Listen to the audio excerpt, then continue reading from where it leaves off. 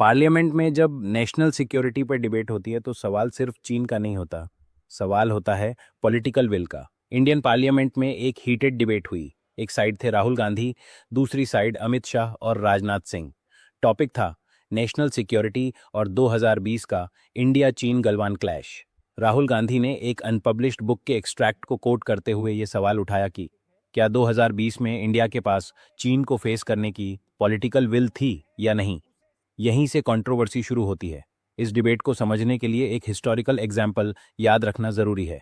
अप्रैल 1971।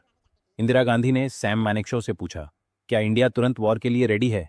मानेकशॉ का जवाब था, अभी नहीं, अगर टाइम और स्ट्रैटेजी मिली तो जीत पक्की है।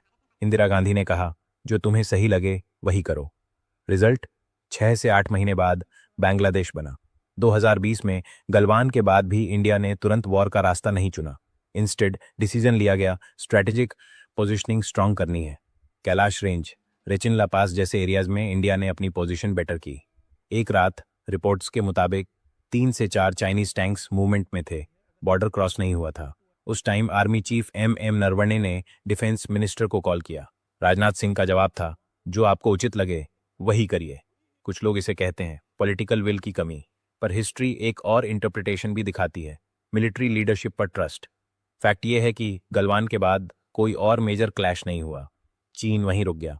इंडिया ने इंफ्रास्ट्रक्चर बिल्ड किया, रोड्स, लॉजिस्टिक्स, डिप्लॉयमेंट, जो पहले कभी नहीं हो पाई थी।